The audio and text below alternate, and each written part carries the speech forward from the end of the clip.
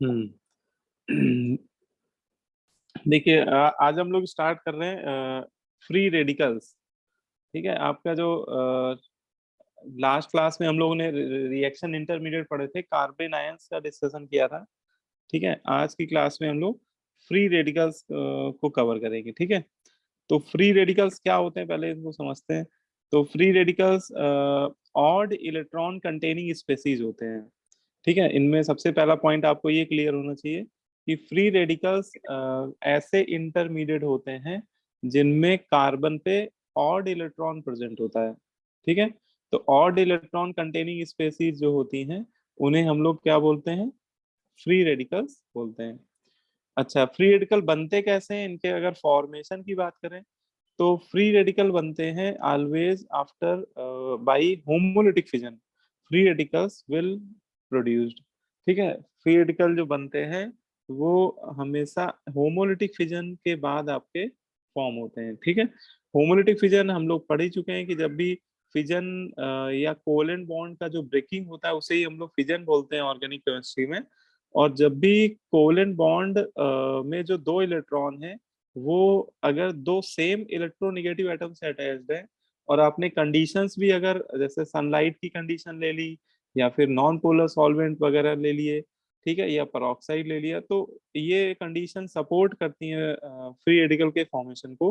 तो ऐसे केस में एक इलेक्ट्रॉन इस कार्बन पे आ जाएगा, एक ऑड इलेक्ट्रॉन इस कार्बन के हाइब्रिड ऑर्बिटल में आ जाएगा, और ये जो स्पेसीज आपको मिलेंगी इन्हें ही हम लोग फ्री रेडिकल कह रहे हैं। ठीक है, फ्री रेडिकल को एक डॉट से रिप्रेजेंट कर दिया जाता है। फ्री रेडिकल के पास जो ये इलेक्ट्रॉन होता है, एक ऑड इलेक्ट्रॉन जो होता है उसे एक डॉट से रिप्रेजेंट कर दिया जाता है। ठीक है, बताइए, इतनी बात समझ में आ रही है? Yes yes sir. ठीक है, अब इसमें फ्री रेडिकल्स के लिए ये हम लोग बोल सकते हैं free radicals are form after by homolysis. Homolysis actually homolytic fission को ही कहते हैं in a covalently bonded molecule. तो जब भी बेटा कोवेलेंटली बॉन्डेड मॉलिक्यूल में होमोलिसिस होती है या होमोलिटिक फिजन होता है तो उसके बाद जो रेडिकल्स बनते हैं उन्हीं को हम लोग फ्री रेडिकल्स बोलते हैं। अब इनके रिगार्डिंग कुछ की पॉइंट्स हैं, ये हम लोग को पता होने चाहिए। तो की पॉइंट्स ऑफ फ्री रेडिकल की के लिए जो इम्पोर्टेंट पॉइंट है जो हमें याद होनी चाहिए या जिस पे बेस्ड आपसे डायरेक्ट क्वेश्चन भी पूछे जाते हैं। तो इसमें जैसे पहला पॉइंट तो यही कि जो फ्री रेडिकल्स होते हैं वो इलेक्ट्रिकली न्यूट्रल स्पेसीज होते हैं। Free radicals electrically free radicals are electrically neutral species, मतलब इन पे जो नेट चार्ज होता है वो जीरो होता है।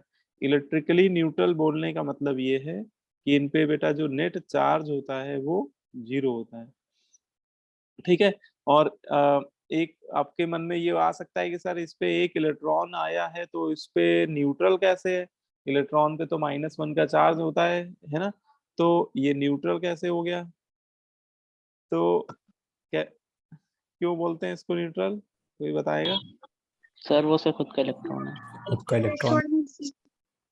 हाँ, तो ये जो इलेक्ट्रॉन उस पे हम लोग शो कर रहे हैं ऑड इलेक्ट्रॉन, ये उसके खुद का वैलेंस इलेक्ट्रॉन है जो वो शेयरिंग में पार्टिसिपेट कर रहा था, और वही इलेक्ट्रॉन उस पे आ गया है आफ्टर फिजन, है ना? तो ये उसका खुद का ही इलेक्ट्रॉन है, इस वजह से इस पे कोई चार्ज नहीं है। तो free radicals are electrically neutral species, है ना, इसीलिए उनको हम लोग इलेक्ट्रिकली न्यूट्रल कहते हैं। ठीक है, फिर अगर आपसे कोई पूछे कि हाइब्रिडाइजेशन बताइए क्या होता है, तो वैसे तो हम लोग हाइब्रिडाइजेशन निकालने के लिए फॉर्मूला यूज करते हैं केमिकल बॉन्डिंग में, hybridisation equal to sigma bond plus lone pair. लेकिन ये फॉर्मूला ऑड इलेक्ट्रॉन स्पेसीज के लिए एप्लीकेबल नहीं होता है। This formula is not valid for odd electron species. ठीक है, ऑड इलेक्ट्रॉन कंटेनिंग स्पेसीज के लिए ये फॉर्मूला एप्लीकेबल ही नहीं होता है। क्यों नहीं होता है? क्योंकि ऑड इलेक्ट्रॉन कंटेनिंग स्पेसीज पे एक सिंगल इलेक्ट्रॉन होता है। अब सिंगल इलेक्ट्रॉन को लोन पेयर में कंसीडर करें कि ना करें, ये अपने आप में एक मतलब कि यहाँ पे डिसाइड कर पाना डायरेक्टली पॉसिबल नहीं है। ठीक है, क्योंकि कई बार आपको आंसर ऐसा मिलेगा जिसमें आपको लगेगा कि ये ऑड इलेक्ट्रॉन को काउंट कर लिया गया है ना। कई बार आपको ऐसा लगेगा ये ऑड इलेक्ट्रॉन को काउंट नहीं किया गया है, ठीक है। तो इसमें कोई एग्जैक्ट एक बात हम लोग नहीं बोल सकते हैं कि ऑड इलेक्ट्रॉन को काउंट करना चाहिए नहीं करना चाहिए। और सही बोला जाए तो ये फॉर्मूला ऑड इलेक्ट्रॉन स्पेसीज के लिए बना ही नहीं है, और इसे हम लोग ऑड इलेक्ट्रॉन स्पेसीज के लिए नहीं लगा सकते, ठीक है। फिर बात आती है कि फिर सर हम लोग कैसे बताएंगे हाइब्रिडाइजेशन, ठीक है। तो हाइब्रिडाइजेशन बताने का जो एक्चुअल मेथड है, एक्सपेरिमेंटल मेथड, उसके बेसिस पे हमें बात करनी होगी। देखो जैसा बेटा ये हम लोगों ने तुम लोग को बताया भी था बॉन्डिंग में कि जैसा हम लोग थ्योरी में पढ़ते हैं, ठीक है, वैसा प्रैक्टिकली जस्ट अपोजिट होता है उसका, ठीक है। थ्योरी में जैसे हम लोग केमिकल बॉन्डिंग में पढ़ते हैं कि पहले हम लोग हाइब्रिडाइजेशन, पहले हम लोग फॉर्मूला वॉर्मूला लगा के हाइब्रिडाइजेशन निकाल लेते हैं, और हाइब्रिडाइजेशन सपोज आ गया कितना sp3, तो उसके हिसाब से हम लोग बॉन्ड एंगल की बात करने लगते हैं, है ना। अगर sp3 है, लोन पेयर 0 है, तो बोल देंगे कि उस पे 109 डिग्री है। तो थ्योरी में हम लोग ऐसे करते हैं, पहले हम लोग हाइब्रिडाइजेशन निकालते हैं, बाद में बॉन्ड एंगल की बात करते हैं, ठीक है। लेकिन प्रैक्टिकली ऐसा नहीं होता है। क्यों? क्योंकि देखो अगर आपको कोई प्रैक्टिकल स्पेसीज मिले, अगर आपको कोई मॉलिक्यूल या कोई कंपाउंड दिया जाए प्रैक्टिकली, आप सोचिए आप लैब में गए और आपको कोई कंपाउंड, आपको केमिकल या कोई कंपाउंड आपको दिया गया, तो क्या हमें तो उसका फॉर्मूला ही नहीं पता है ना, है ना। अगर आपको कोई केमिकल दिया जाता है तो हमें उसका फॉर्मूला तो पता नहीं होता, जब तक हमें उसका नाम ना बताया जाए तब तक तो हमें उसका फॉर्मूला पता नहीं होगा। मान लो कोई अननोन केमिकल है, ठीक है, लैब में आप गए, आपको एक अननोन केमिकल दे दिया गया, ठीक है, आपको उसके बारे में उसका नाम भी नहीं बताया गया, तो क्या हम लोग उसका उसमें काउंट कर सकते हैं कि कितने सिग्मा बॉन्ड है या कितने लोन पेयर है?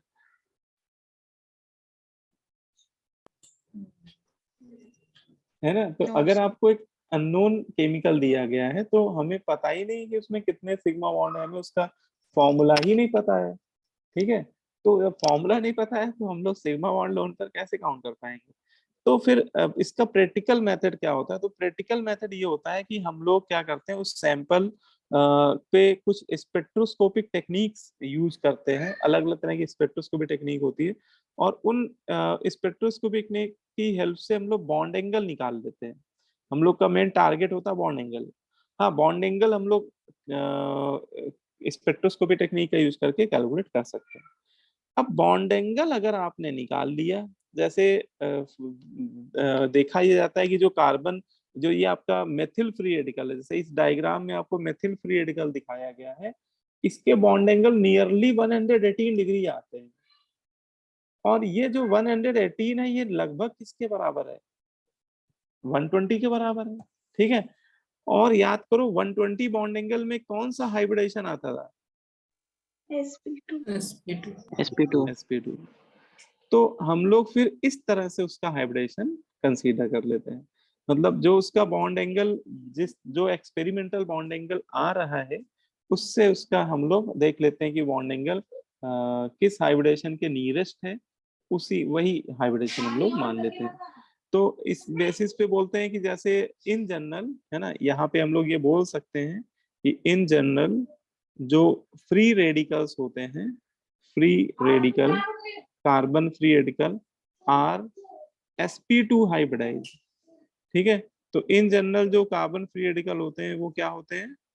sp2 हाइब्रिडाइज होते हैं, ठीक है, क्लियर। लेकिन जैसे यहाँ पे Yes. मैंने इन जनरल लिखा हुआ है, तो इसका मतलब ये भी ध्यान रखना कि ऐसा कहना ऑलवेज सही नहीं होता है। अगर कहीं पे लिखा हो कि ऑल फ्री रेडिकल या any free radical are sp2 hybridise, तो ये स्टेटमेंट गलत भी हो जाता है, ठीक है। क्यों? इसका एक वैसे एक्सेप्शनल केस, जो सबसे मेन एक्सेप्शनल केस है, काफी पॉपुलर है, ये आप लोग याद रखिएगा कि ट्राईफ्लोरोमेथिल फ्री रेडिकल, है ना। ये आपका CF3 रेडिकल है, CF3 फ्री रेडिकल, और ये जो फ्री रेडिकल होता है इसके बॉन्ड एंगल 107 डिग्री के नियरेस्ट मीजर होते हैं, और 107 के नजदीक अगर बॉन्डिंग देखा जाए तो ये 109 के आसपास है, तो इसका हाइब्रिडेशन कितना हो जाएगा? sp3। ठीक है, तो ये एक एक बस ये फैक्चुअल टाइप का डेटा बेस्ड एग्जांपल है, ये आप लोग अलग से याद कर लीजिएगा कि अगर मेथिल फ्री रेडिकल है या एथिल फ्री रेडिकल है या एनी एल्किल फ्री रेडिकल है, वो तो ठीक है, वो तो sp2 हाइब्रिडाइज होगा, उसका शेप भी प्लेनर ट्राइगोनल होगा, उसके बॉन्ड एंगल नियरली 120 होंगे। लेकिन अगर आपको कहीं ये दिख जाए, है ना, CF3 फ्री रेडिकल ट्राईफ्लोरो, इसका नाम है ट्राईफ्लोरो मेथिल फ्री रेडिकल, तो इसके experimental bond angle 107 degree measure होते हैं और इस हिसाब से इसका हाइब्रिडेशन sp3 कंसीडर किया जाता है। ये पिरामिडल शेप का फ्री रेडिकल होता है ना। तो एक ये एग्जांपल आपको अलग से याद रखना है, कहीं ये दिख जाए तो बेटा इसको पिरामिडल बोल देंगे, है ना, क्योंकि इसके एक्सपेरिमेंटल बॉन्ड एंगल होते हैं 107 डिग्री। अदरवाइज इसको छोड़ के अगर बात करें तो आपके रेडिकल्स प्लेनर ट्राइगोनल शेप के होते हैं, sp2 हाइब्रिडाइज होते हैं। ठीक है, क्लियर होगी बात? ठीक है, तो ये एक है ना, एक एग्जांपल आपको थोड़ा पता होना चाहिए। इसके बाद stability of free radical, free radical की स्टेबिलिटी किन फैक्टर्स पे डिपेंड करती है ना। अगर आपको कुछ फ्री रेडिकल दे दिए जाए तो कैसे हम लोग उनकी स्टेबिलिटी को लिखेंगे या उनके स्टेबिलिटी के ऑर्डर को कैसे प्रेडिक्ट करेंगे कि कौन सा ज्यादा स्टेबल है, कौन सा लेस स्टेबल है। तो इसमें कुछ इलेक्ट्रॉनिक इफेक्ट हैं और मेन बोलते हैं कि 3 इलेक्ट्रॉनिक इफेक्ट ऐसे हैं जो फ्री रेडिकल की स्टेबिलिटी को अफेक्ट करते हैं। ठीक है, 3 फैक्टर ऐसे हैं जो फ्री रेडिकल की स्टेबिलिटी को गवर्न करते हैं, जिसमें बेटा पहला फैक्टर है रेजोनेंस, है ना, और ये फैक्टर बेटा सबसे ज्यादा डोमिनेंट होता है। ठीक है, अच्छा आपको लग रहा होगा सर आपने बताया था कि अमर है इंडिया, एक इस तरह से मैंने आपको बताया भी था कि सबसे ज्यादा डोमिनेंट एरोमेटिक इफेक्ट होता है, तो एरोमेटिक फ्री रेडिकल तो सबसे ज्यादा स्टेबल होने चाहिए, है ना। तो इसमें एक चीज ये ध्यान रखिएगा कि कोई भी रेडिकल, कोई भी फ्री रेडिकल एरोमेटिक नहीं होता है, आपको देखने को मिलेगा। जैसे आपको कोई भी रेडिकल आप देख लीजिए, तो अगर वो रेडिकल है तो वो एरोमेटिक होगा ही नहीं। क्यों नहीं होगा, कोई बता क्योंकि सकता है? सर ऑड इलेक्ट्रॉन्स रहेंगे उसके, तो हक्कर रूल का ही फॉलो नहीं करेगा। हाँ बहुत बढ़िया। तो कोई भी रेडिकल बेटा कभी भी हकल रूल नहीं फॉलो करेगा, क्योंकि अगर जैसे ये एग्जांपल है, इसमें आप देखो और आपसे पूछा जाए बताओ कितने इलेक्ट्रॉन पाई इलेक्ट्रॉन डीलोकलाइज कर रहे हैं, तो 2 ये हो गए, 2 ये हो गए, एक ये वाला भी कूदेगा, है ना, रेजोनेंस में इन्वॉल्व होगा। टोटल इसमें 5 पाई इलेक्ट्रॉन डीलोकलाइज कर रहे हैं, है ना। और 5 पाई इलेक्ट्रॉन मतलब ये ऑड नंबर है और ये कभी हकल की सीरीज में आ ही नहीं सकता। हकल की सीरीज में तो इवन आते थे ना पाई इलेक्ट्रॉन, 2 पाई, 6 पाई, 10 पाई, 14 पाई, और जितने फ्री रेडिकल हैं उनमें हमेशा ऑड नंबर में पाई इलेक्ट्रॉन डीलोकलाइज होंगे। इस बिहाफ पे बोल सकते हैं कि radicals never behaves as aromatic, है ना, एरोमेटिक नहीं होते, तो इसलिए इसमें सबसे डोमिनेंट फैक्टर बन जाता है एरोमेटिक। ठीक है, सबसे डोमिनेंट फैक्टर क्या बन जाता है? रेजोनेंस, सबसे डोमिनेंट फैक्टर बन जाता है बेटा इसमें रेजोनेंस। और बोलते हैं कि रेजोनेंस स्टेबलाइज जो रेडिकल होते हैं वो सबसे ज्यादा स्टेबल होते हैं। और अगर आपको मान लो ऐसे 2 या 3 दे दिए जाएं जिसमें सभी में रेजोनेंस हो रहा हो, तो आप देख लीजिएगा कि जिसके सबसे ज्यादा रेजोनेटिंग स्ट्रक्चर बन रहे होंगे, है ना, जिस फ्री रेडिकल के सबसे ज्यादा रेजोनेटिंग स्ट्रक्चर बन रहे होंगे, वो फ्री रेडिकल बेटा फिर सबसे ज्यादा स्टेबल होगा। ठीक है, तो सबसे मेन फैक्टर होता है, वो सबसे डोमिनेंट फैक्टर जो होता है वो रेजोनेंस ही होता है रेडिकल के स्टेबिलिटी के रिगार्डिंग। और अगर आपको कुछ ऐसे फ्री रेडिकल दे दिया जाए जिसमें सभी में रेजोनेंस हो रहा हो, तो आप सीधे ये देख लीजिएगा कि किसके सबसे ज्यादा रेजोनेटिंग स्ट्रक्चर बन रहे हैं। ठीक है, क्योंकि जिसके ज्यादा रेजोनेटिंग स्ट्रक्चर बनेंगे उसका रेडिकल उतना ही ज्यादा स्टेबल हो जाएगा। ठीक है, बोलो भाई। Yes, sir. Yes, sir. ना क्लियर है? चलो अच्छा, तो अब जैसे ये एग्जांपल मैंने लिया हुआ है, एक आपका ये बेंजाइलिक फ्री रेडिकल ले लिया है, दूसरा आपका एलाइलिक फ्री रेडिकल ले लिया है, और आपसे अगर पूछा जाए बताइए इन दोनों में which one is more stable, बताइए कौन सा ज्यादा होगा? Benzyl. Benzyl. बेंजाइलिक हो जाएगा, बहुत बढ़िया। बेंजाइलिक इसलिए हो जाएगा क्योंकि इसके बताइए कितने रेजोनेटिंग स्ट्रक्चर बनेंगे? 4 4 हाँ, 4 बन जाएंगे, है ना। तो अभी रेडिकल यहाँ है, फिर यहाँ से 3 गिन लो, 1 2 3, 3 काउंट करो, तो अगली बार वो यहाँ पे आ जाएगा, नेक्स्ट रेजोनेटिंग स्ट्रक्चर में आएगा यहाँ पे। इसके बाद यहाँ से फिर काउंट करो तो यहाँ पे आ जाएगा पैरा पोजीशन पे, और फिर आर्थो पे आ जाएगा। तो टोटल इसके आप काउंट करेंगे तो टोटल आपको 4 रेजोनेटिंग स्ट्रक्चर बनते हुए दिखाई दे रहे हैं। और सेकंड वाले में ये रेडिकल यहाँ पे है, और ये जब रेजोनेंस में इन्वॉल्व होगा तो यहाँ पे आएगा नेक्स्ट स्ट्रक्चर में।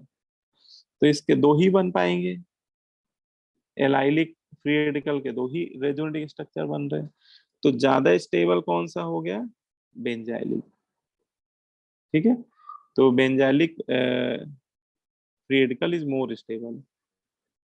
Benzylic free radical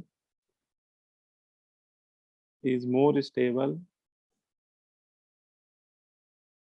than allylic free radical. Although both are resonance stabilized, है ना, दोनों ही रो में ही रेजोनेंस हो रहा है, लेकिन किसके ज्यादा संख्या में बन रहे हैं वो आपका है बेंजाइलिक, है। तो बेंजाइलिक आपका ज्यादा स्टेबल है।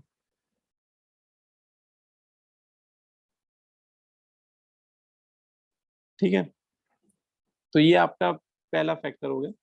सेकेंड फैक्टर होता है हाइपर कॉन्जुगेशन। फ्री रेडिकल की स्टेबिलिटी को अफेक्ट करने का जो सेकेंड फैक्टर होता है वो होता है हाइपर कॉन्जुगेशन। ठीक है, और हाइपर कॉन्जुगेशन के हिसाब से भी हम लोग सेम चीज बोल सकते हैं कि स्टेबिलिटी ऑफ जो फ्री रेडिकल है वो बेटा डिपेंड कर जाएगी number of hyper conjugative structures पे, क्योंकि हाइपर कॉन्जुगेशन भी एक तरह का रेजोनेंस ही होता है, नो बाउंड रेजोनेंस होता है। और उसमें जितने स्ट्रक्चर्स में हाइपर कॉन्जुगेटेड स्ट्रक्चर्स बन रहे होंगे जिसमें नो बाउंड की सिचुएशन आ रही होगी, वो हर एक स्ट्रक्चर से उसका रेडिकल स्टेबलाइज हो रहा होगा, है ना। और हाइपर कॉन्जुगेटेड स्ट्रक्चर का नंबर किस पे डिपेंड करता है? Number of alpha H. हाँ, बहुत बढ़िया। तो हम लोग सीधे क्या चेक कर लिया करेंगे, अगर आपको कोई ऐसा रेडिकल दिख जाए जो रेजोनेंस स्टेबलाइज ना हो तो फिर आप देखिएगा हाइपर कॉन्जुगेशन, मतलब हाइपर कॉन्जुगेशन इफेक्ट से हम लोग फिर डिसाइड करते हैं। अब जैसे ये आपका एग्जांपल है, इसमें हम लोग को बताना है कि स्टेबिलिटी ऑर्डर रेडिकल की, है ना। तो जैसे ये पहला वाला रेडिकल है, अगर आप इसको गौर से देखें तो ये तो बेटा एलाइलिक टाइप का दिख रहा है, इतना पार्ट देखिए ये एलाइलिक है ना। बोलो भाई, तो ये आपका एलाइलिक है।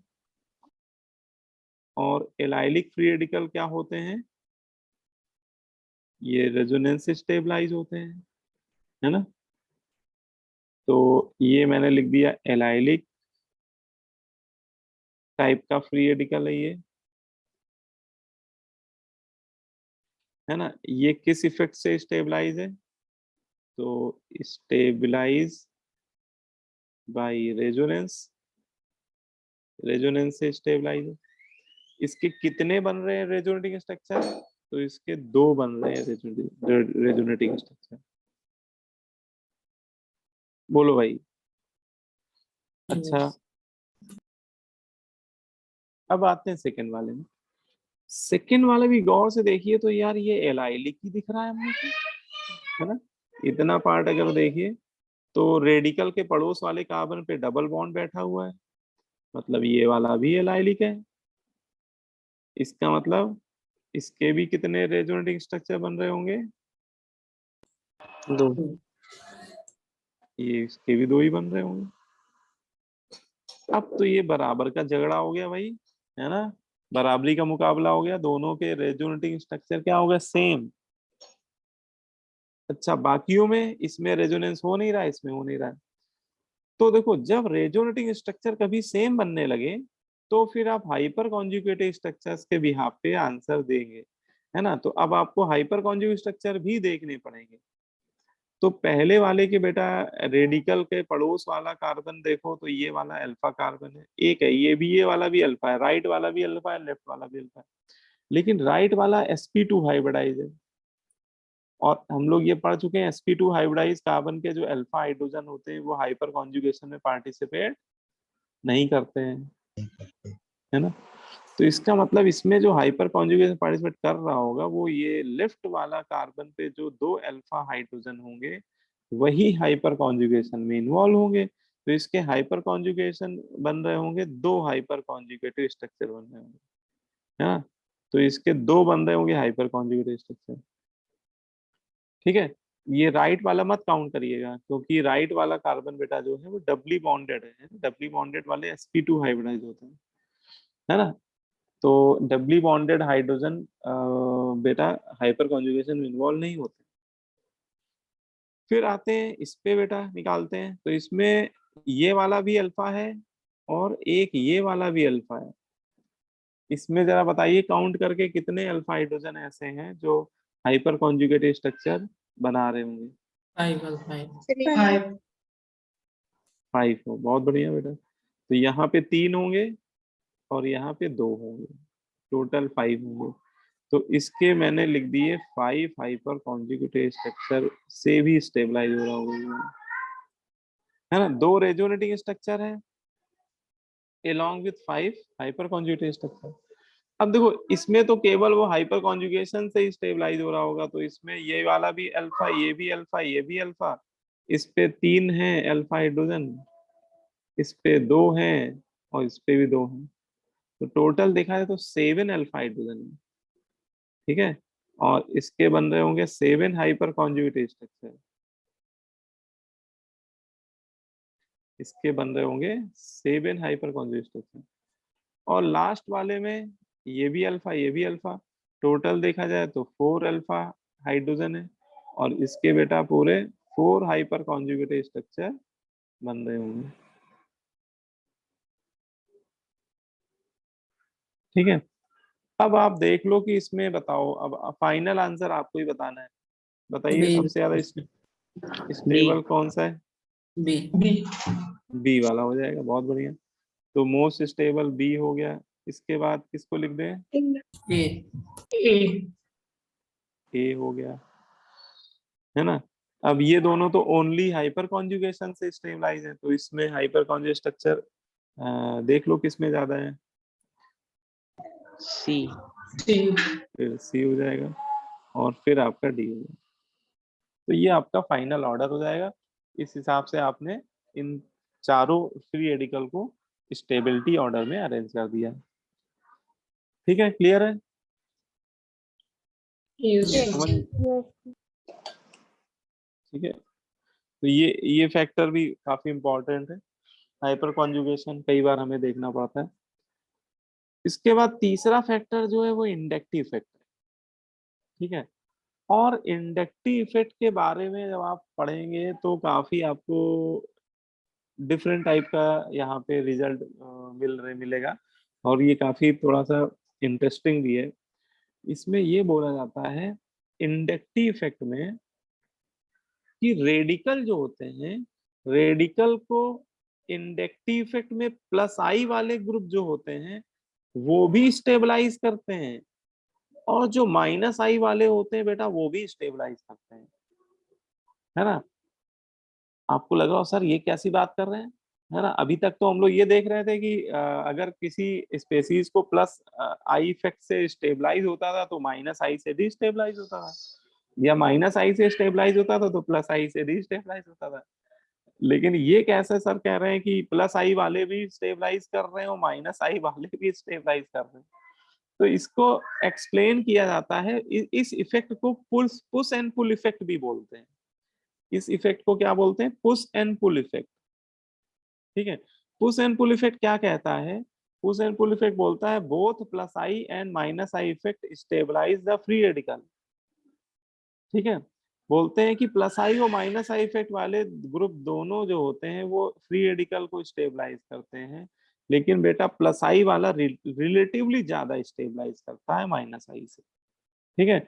आल्दो प्लस आई माइनस आई दोनों इफेक्ट्स की वजह से फ्री रेडिकल स्टेबलाइज होते हैं, लेकिन प्लस आई से थोड़ा ज्यादा स्टेबलाइज होते हैं माइनस आई के रिस्पेक्ट में, ठीक है। अब आपको ये थोड़ा बात हजम नहीं हो रहा होगा कि सर ये कैसे कह रहे हैं हम लोग, या किस बेसिस पे ये हम लोग बोल रहे हैं। तो यहाँ पे एक सिचुएशन आपको ऐसा समझना है कि ये जो कार्बन है इस पे एक ऑड इलेक्ट्रॉन है, और ऑड इलेक्ट्रॉन होने की वजह से इसकी वैलेंस शेल में 7 इलेक्ट्रॉन है। जो फ्री रेडिकल्स होते हैं इनकी वैलेंस शेल में 7 इलेक्ट्रॉन होते हैं, ठीक है। और हम लोग ये भी पढ़ चुके हैं कि जितने भी ऐसे स्पेसीज जो जिनका ऑक्टेट कंप्लीट होता है ना, जिनका ऑक्टेट क्या होता है, कंप्लीट होता है, वो क्या होते हैं, स्टेबल होते हैं, ठीक है। और सारी जो मशक्कत चल रही होती है ऑक्टेट को कंप्लीट करने के लिए चल रही होती है ना। तो ये रेडिकल जिसके पास 7 इलेक्ट्रॉन है, इसके मन में क्या चल रहा है, मान लो ये रेडिकल है, मन में सोचो ये रेडिकल है, तो ये क्या सोच रहा है, इसके मन में चल रहा है कि मेरे पास 7 इलेक्ट्रॉन है, एक और मिल जाए, है ना, तो 8 हो जाए, ऑक्टेट कंप्लीट हो जाएगा, ठीक है। बोलो भाई, और ऑक्टेट कंप्लीट Yes, मतलब sir. स्टेबिलिटी, है ना, बल्ले बल्ले स्टेबल हो जाएगा। लेकिन आ, अब देखो, अब पूरा का पूरा एक इलेक्ट्रॉन तो कभी आई इफेक्ट से मिलता नहीं है, एक इलेक्ट्रॉन के बराबर चार्ज कभी आई इफेक्ट से नहीं मिलता, क्योंकि आई इफेक्ट जो होता है उसमें इलेक्ट्रॉन की पार्शियल शिफ्टिंग हो रही होती है, पार्शियल डिस्प्लेसमेंट हो रहा होता है, वहां पे डेल्टा चार्ज आते हैं। लेकिन अगर इसके साथ कोई एल्किल ग्रुप जुड़ गया, या कोई भी ऐसा ग्रुप जो प्लस आई इफेक्ट शो कर रहा है, मान के चल रहे हैं कि प्लस आई शो कर रहा है, ठीक है, तो ये अपने सिग्मा इलेक्ट्रॉन भी किधर देने लगेगा, ये अपने सिग्मा इलेक्ट्रॉन भी इस कार्बन की तरफ शिफ्ट कराने लगेगा, जिससे इस पे क्या होगा, 7 इलेक्ट्रॉन तो है ही पूरे पूरे, कुछ पार्शियल चार्ज भी डेवलप हो जाएगा, है ना, बोलो भाई। और Yes, sir. अगर 7 इलेक्ट्रॉन है प्लस फ्रैक्शनल चार्ज, मान लेते हैं चलो 0.5 के बराबर ही आ गया, तो भी 7.5, तो इस कार्बन को ऐसा एहसास होगा कि मेरा ऑक्टेट कंप्लीशन की ओर है ना, my octet is just going to complete, है ना, एग्जैक्ट कंप्लीट तो नहीं हो रहा है, लेकिन कंप्लीशन की तरफ टेंड तो कर ही रहा है, ठीक है। तो ये अपने आप को स्टेबल महसूस करेगा, ठीक है, बोलो भाई, उसका टारगेट उसको कंप्लीट होता हुआ दिखाई देगा, है ना। और ये सभी के साथ होता है, जैसे आपने अपना कोई टारगेट बनाया है, और अगर वो धीरे धीरे समय के साथ कंप्लीट भी हो रहा है, तो आपको अंदर से एक गुड फीलिंग आएगी, है ना, आप को अच्छा लगेगा कि हाँ यार मैंने ऐसा सोचा है और ऐसा हो भी रहा है, बोलिए भाई, Yes. है ना, रिजल्ट भी आपको अगर वैसे ही मिल रहे हैं। अच्छा, फिर आते हैं कि भैया अच्छा ये बात तो समझ में आ गई, लेकिन माइनस आई वाले की वजह से क्यों स्टेबलाइज हो रहा है। तो देखो, इसके लिए कॉन्सेप्ट ये बोला जाता है कि जो इवन इलेक्ट्रॉन कंटेनिंग स्पेसीज होती हैं, वो बेटा ऑड इलेक्ट्रॉन कंटेनिंग स्पेसीज से ज्यादा स्टेबल होती हैं, ठीक है। तो जैसे यहाँ कार्बन के पास 7 इलेक्ट्रॉन है, ठीक है, और अगर उसके साथ कोई ऐसा ग्रुप अटैच्ड हो जाए जो minus minus I effect show कर रहा है,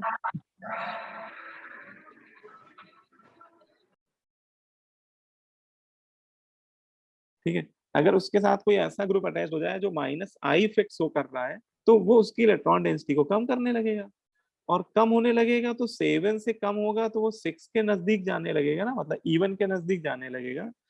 तो अल्टीमेटली वो भी एक इवन इलेक्ट्रॉन स्पेसीज में कन्वर्ट हो रहा है, और even electron species odd electron containing species से रिलेटिवली ज्यादा स्टेबल होती है। इस वजह से बोलते हैं कि माइनस आई इफेक्ट वाले जो ग्रुप होते हैं, वो भी कैसा नेचर शो करने लगते हैं, वो भी उनकी वजह से भी स्टेबिलिटी इंक्रीज ही होती है, ठीक है। और इसे ही पुश एंड पुल इफेक्ट, हम लोग इस इफेक्ट को ही पुश एंड पुल इफेक्ट के नाम से पढ़ते हैं, ठीक है। आ रही बात समझ में, Yes, sir. ठीक है। हाँ, लेकिन प्लस आई इफेक्ट्स की वजह से थोड़ा ज्यादा स्टेबल होते हैं, क्योंकि उनका ऑक्टेट कंप्लीशन की ओर जा रहा होता है ना, तो ये हमें ध्यान रखना है। अच्छा, कोई पूछे फ्री रेडिकल कैसी स्पेसीज है, मैग्नेटिक बिहेवियर के पॉइंट ऑफ व्यू से बताइए। तो फ्री रेडिकल बेटा पैरामैग्नेटिक स्पेसीज होती हैं, ठीक है, और इसको ऐसे भी एक्सप्लेन किया जाता है कि अगर कोई 7 इलेक्ट्रॉन कंटेनिंग स्पेसीज है तो पैरामैग्नेटिक होगी, और प्लस आई इफेक्ट की वजह से उसका ऑक्टेट कंप्लीशन की ओर होगा, और 8 इलेक्ट्रॉन रखने वाले मतलब जिनका ऑक्टेट कंप्लीट होता है वो डायमैग्नेटिक होते हैं। तो अगर वो पैरामैग्नेटिक नेचर उसका कम हो रहा होगा तो वो क्या हो रहा होगा, पहले से ज्यादा स्टेबल हो रहा होगा। और अगर 7 से 6 की तरफ भी जा रहा होगा इलेक्ट्रॉन डेंसिटी, तब भी माइनस आई इफेक्ट की वजह से उसका पैरामैग्नेटिक बिहेवियर कम हो रहा होगा, डायमैग्नेटिक बिहेवियर बढ़ रहा होगा, तो भी वो क्या हो रहा होगा, पहले से तो ज्यादा ही स्टेबल हो रहा होगा, है ना, क्योंकि डायमैग्नेटिक स्पेसीज ज्यादा स्टेबल होती हैं as compare to paramagnetic species. तो इसको मैग्नेटिक बिहेवियर के बेसिस पे भी एक्सप्लेन किया जाता है ना। तो आपको मेरे ख्याल से बात समझ में आ गई होगी कि पुश एंड पुल इफेक्ट हमें क्या बताना चाह रहा है। ठीक है, तो ये 3 फैक्टर होते हैं अल्टीमेटली। अगर तीनों फैक्टर को देखें तो इनमें सबसे डोमिनेंट होता है रेजोनेंस इफेक्ट। रेजोनेंस इफेक्ट की वजह से रेडिकल सबसे ज्यादा स्टेबल होते हैं। ठीक है, सेकेंड नंबर में होता है हाइपर कॉन्जुगेशन। ठीक है, और सबसे लीस्ट इफेक्टिव इंडक्टिव इफेक्टिव होता है। ठीक है, बोलिए बेटा। Yes, sir. Yes. Yes sir. अब देखो इसमें कुछ क्वेश्चन, एक अच्छा ये ऑर्डर आपको पहले देख लीजिए सभी लोग।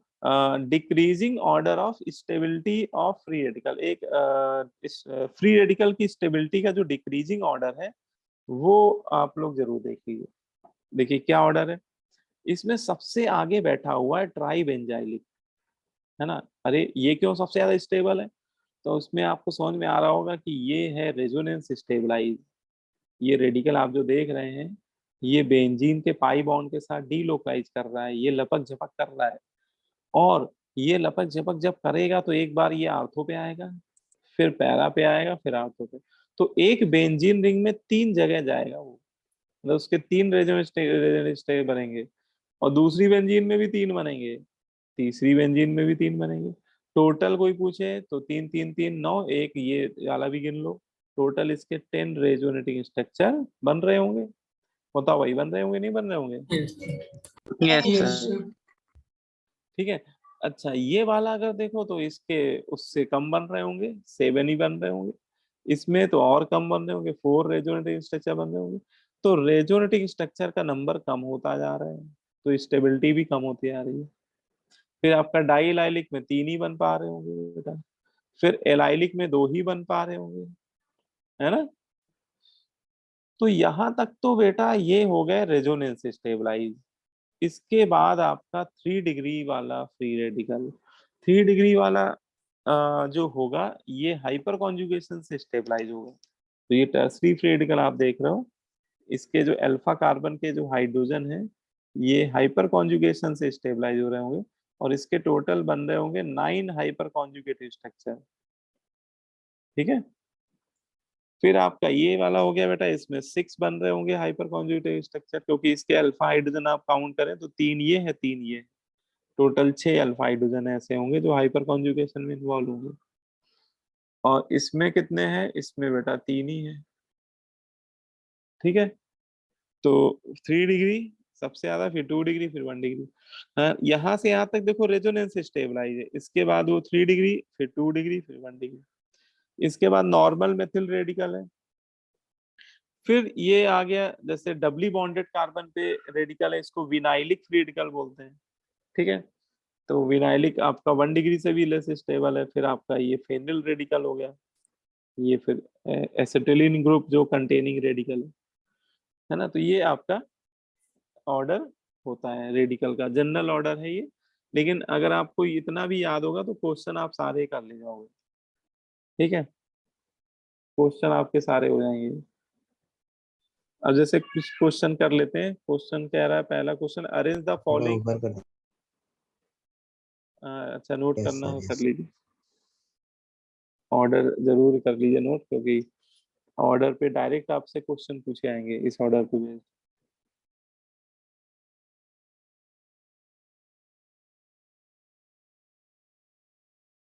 यस सर हो गया। हो गया, अच्छा। अब यस। देखो जैसे कुछ क्वेश्चन कर लिया जाए प्रैक्टिस के लिए। देखो पहला क्वेश्चन है, arrange the following in increasing order of stability of free radical. आपको फ्री रेडिकल्स गिवन है, इनकी स्टेबिलिटी ऑर्डर में इनको लिखना है। तो बताइए बेटा, ए बी सी में क्या आंसर होगा, सबसे स्टेबल कौन सा है, फिर कौन सा, फिर कौन सा? सी बी फिर ए। CBA सी भी है ना, ठीक है। रीजन भी बताओ, सी क्यों सबसे ज्यादा स्टेबल है? Hyper conjugate. hyperconjugate बहुत बढ़िया, गुड है ना। तो इसमें इसके टोटल देखेंगे तो तीन अल्फा हाइड्रोजन यहाँ पे होंगे, तीन अल्फा हाइड्रोजन यहाँ होंगे, तीन अल्फा हाइड्रोजन यहाँ पे होंगे। तो टोटल इसके 9 हाइपर कॉन्जुगेटिव स्ट्रक्चर बनेंगे, है ना। ये 3 डिग्री वाला भी है, डिग्री देखकर भी बोल सकते हैं रेडिकल में, तो डिग्री देखकर भी बोल सकते हैं। जितनी ज्यादा डिग्री उतने ज्यादा उसके हाइपर कॉन्जुगेटिव स्ट्रक्चर बनेंगे। अब इसमें देखा जाए तो ये 2 डिग्री है, तो इसके आपके 5 हाइपर कॉन्जुगेटिव स्ट्रक्चर बनेंगे। और ये आपका नॉर्मली 1 डिग्री है, इसके 2 ही हाइपर कॉन्जुगेटिव स्ट्रक्चर बनेंगे। तो यहाँ पे सीधा सीधा हम लोग हाइपर कॉन्जुगेटिव स्ट्रक्चर के नंबर के बेसिस पे स्टेबिलिटी ऑर्डर में अरेंज कर सकते हैं इन रेडिकल को। और सबसे स्टेबल हमारा हो जाएगा सी, क्योंकि उसके 9 हाइपर कॉन्जुगेटिव स्ट्रक्चर बन रहे हैं। फिर बी, क्योंकि उसके कितने बन रहे हैं, 5 बन रहे हैं। और फिर हमारा ए हो जाएगा। ठीक है, तो ये आपका आंसर बिल्कुल सही है, करेक्ट आंसर है। ये वाला बता दीजिए, सेकेंड वाला।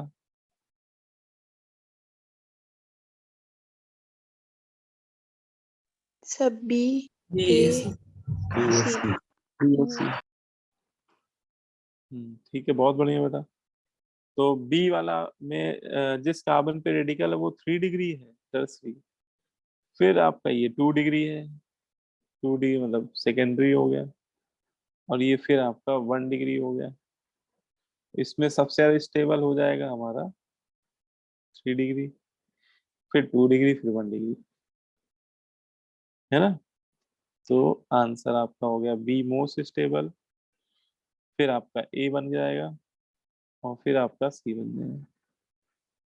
सीधे सीधे क्वेश्चन देखो पूछे आते हैं इसमें, और ये सब बिल्कुल फ्री के नंबर होते हैं। ठीक है, एक बार समझ लेंगे तो गलत कभी नहीं होगा, मतलब सही करके आएंगे। ये वाला भी देख लिया, अच्छा क्वेश्चन है ना। ये वाला देख लीजिए, और इन दोनों बताना है ए और बी में क्या ऑर्डर होगा। ए। सर ए वाले ए वाला क्यों? सर रेजोनेंस हो रहा है, रेड पार्शियल रेजोनेंस। रेजोनेंस तो इसमें भी हो रहा है, बी में भी। ये भी तो एलाइलिक है, ये भी एलाइलिक है, सर है ना। इसमें ज्यादा है। रेजोनेंस रेजोनेंस तो दोनों ही में होगा बेटा। ए में अल्फा हाइड्रोजन ज्यादा है। हाँ, अब बिल्कुल सही आ गए आप। ठीक है, रेजोनेटिंग स्ट्रक्चर देख के तो हम लोग आंसर यहाँ पे डिसाइड नहीं कर पाएंगे, क्योंकि दोनों के रेजोनेटिंग स्ट्रक्चर रेडिकल के रिस्पेक्ट में देखो तो 2 ही रेजोनेटिंग स्ट्रक्चर यहाँ बन रहे हैं, और 2 ही ये रेडिकल यहाँ से आएगा तो बेटा यहीं पे आएगा थर्ड पोजीशन पे। बेंजीन रिंग में जा नहीं सकता, क्योंकि बेंजीन रिंग का पाई बॉन्ड वो अल्टरनेट में आ नहीं रहा है ना। तो अब ऐसे केस में जब रेजोनेटिव स्ट्रक्चर सेम होते हैं तो फिर हम लोग देखते हैं हाइपर कॉन्जुगेटिव स्ट्रक्चर। तो हाइपर कॉन्जुगेटिव स्ट्रक्चर के लिए अल्फा हाइड्रोजन देखने होंगे, तो इसमें ये वाला कार्बन आपका अल्फा कार्बन हो गया, और इस पे 2 हाइड्रोजन बैठे हुए हैं। ठीक है, तो इसके बन रहे होंगे 2 हाइपर कॉन्जुगेटिव स्ट्रक्चर। और इसके रिस्पेक्ट में ये जो अल्फा कार्बन है, इस पे बेटा एक ही हाइड्रोजन बैठा हुआ है ना। और इधर वाला हमारे काम का नहीं होगी, वो sp2 है। ये हमारे लिए मतलब वो हाइपर कॉन्जुगेशन में इन्वॉल्व ही नहीं होगा, तो इधर एक ही हाइपर कॉन्जुगेटिव स्ट्रक्चर बन रहा है। तो हाइपर कॉन्जुगेटिव स्ट्रक्चर के नंबर को देख के फिर हमें डिसाइड करना पड़ेगा कि फर्स्ट ए वाले में 2 हाइपर कॉन्जुगेट स्ट्रक्चर बन रहे हैं, then A is more stable than B. ठीक है, क्योंकि रेजोनेटिंग स्ट्रक्चर का नंबर सेम है, इसलिए हम लोग हाइपर कॉन्जुगेशन को के रिस्पेक्ट में आंसर दे रहे हैं। तो ये ध्यान रखिएगा, जब भी रेजोनेटिंग स्ट्रक्चर का नंबर सेम होता है, फिर हाइपर कॉन्जुगेशन ही डिसाइड करता है स्टेबिलिटी को।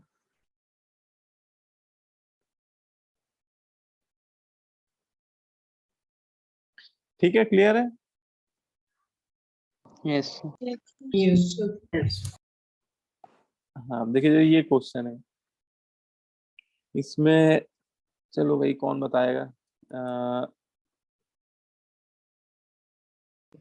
बताओ बेटा, गोविंद गोविंद कुमार यादव बताओ। चलो, J4 वाले में बताना है मोस्ट स्टेबल रेडिकल कौन सा है?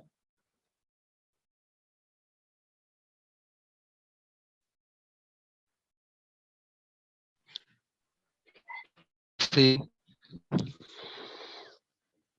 ए? क्यों भाई, ए क्यों? नहीं सर, एनी सी बोले।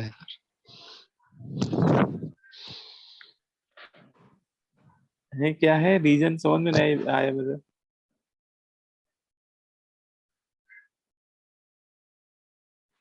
और कौन बताना चाहेगा भाई अपनी तरफ से? C. सर सी। सी। सी, हाँ, गुड। तो देखो, ये आपको सी वाले में क्लियरली दिख रहा होगा कि ये radical resonance stabiliser allylic type का है, और बाकी में किसी में भी रेजोनेंस नहीं हो रहा है। ये सब तो क्लासिकल है बेटा, ये सब क्लासिकल सिंगर हैं। ठीक है, ये सभी क्लासिकल हैं भाई, और ये रैप वाला है ना? बोलो भाई, आजकल तो रैप ही चलेगा ना। तो ये हमारा क्या है, रेजोनेंस स्टेबलाइजर। और रेजोनेंस स्टेबलाइज जो फ्री रेडिकल होते हैं वो क्लासिकल फ्री रेडिकल की कंपैरिजन में मोर स्टेबल होते हैं। ठीक है, तो आंसर हम सी लगा देंगे। अच्छा भाई, J5 बताओ, J5 कौन बताएगा? Option B. हर्षिता बेटा बताओ, J5 में क्या होना चाहिए?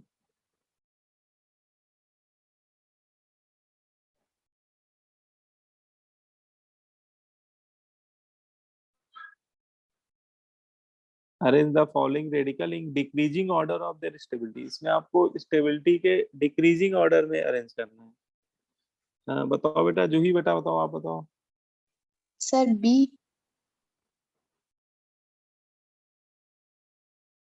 Yes B. बी हो जाएगा, ठीक है, बी बिल्कुल सही बताया बेटा।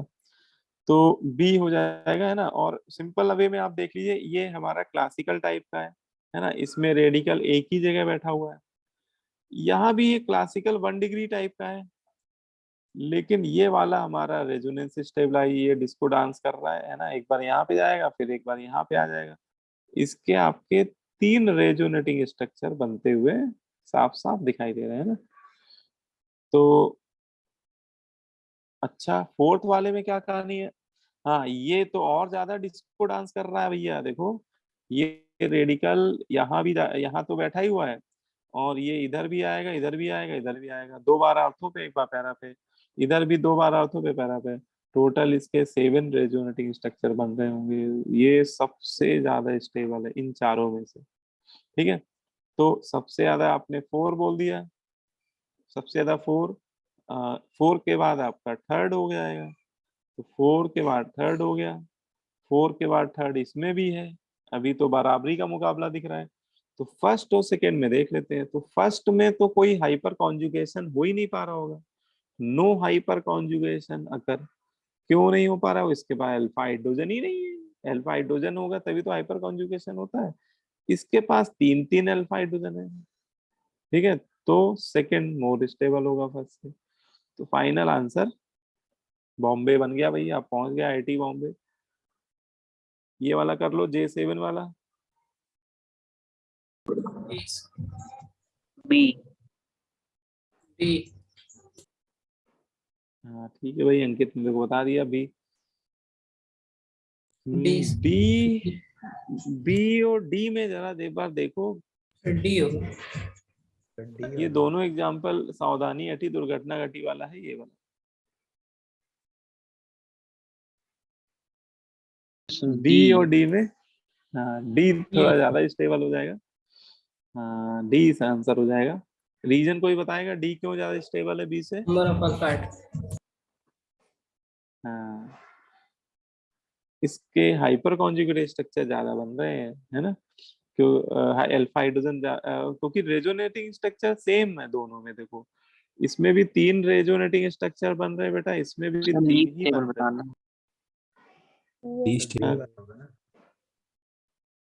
अरे लीस्ट बोला है क्या? यस सर, सो बी Yes. ओहो, लीस्ट में तो कहानी कुछ और ही हो जाएगी। लीस्ट में तो ना तो बी होगा ना टी होगा, है ना? लीस्ट में बताओ भाई, ए और सी में कौन सा लीस्ट स्टेबल है? ए ए हो जाएगा। हाँ, क्योंकि इसके रेजोनेटिंग स्ट्रक्चर 2 ही बन रहे हैं और पहले प्रायोरिटी हम लोग रेजोनेटिंग स्ट्रक्चर को ही देते हैं। इसके तो 3 बन रहे होंगे पूरे पूरे, ठीक है? क्योंकि ये वाला ऑड इलेक्ट्रॉन यहाँ से चलेगा तो यहाँ पहुंचेगा और यहाँ से चलेगा तो आगे यहाँ पहुंचेगा, इसके 3 बन जाएंगे, ठीक है? तो लीस्ट स्टेबल तो सी हो गया भैया। हम लोग मोस्ट स्टेबल सोच रहे थे, है ना? मोस्ट स्टेबल पूछता तो डी हो जाता है और लीस्ट स्टेबल पूछ रहा है तो सी हो गया। ठीक है, clear? Yes yes.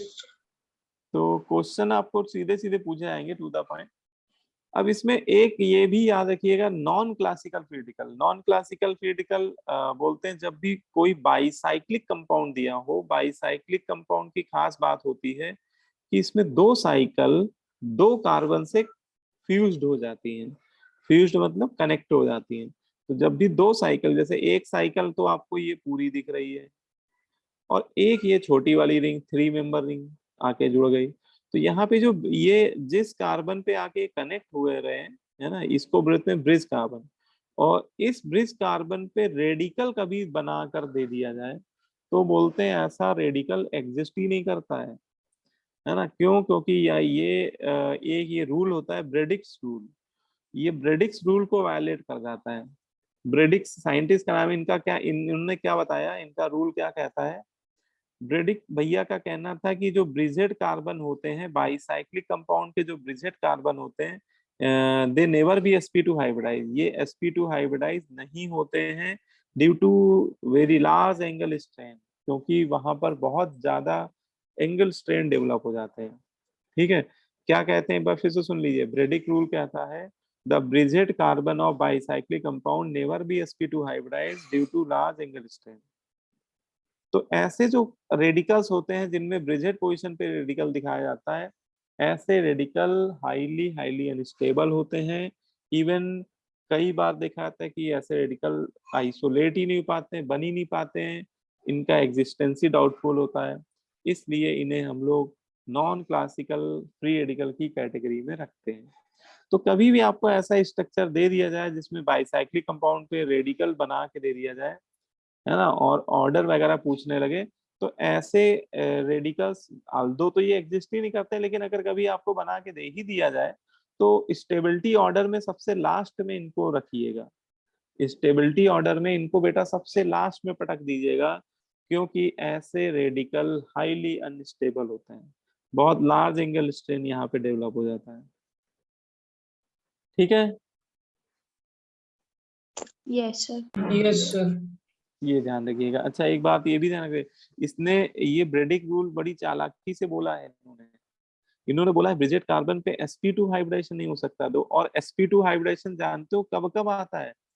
sp2 hybridisation या तो कार्बन पे पॉजिटिव चार्ज आ जाए, जैसे कार्बोकेटायन बन जाए तो आ जाता है, या कार्बन पे रेडिकल आ जाए, है ना, तो बन जाता है, या बेटा जब कार्बन डबली बॉन्डेड होता है तो भी तो sp2 हाइब्रिडाइज होता है ना?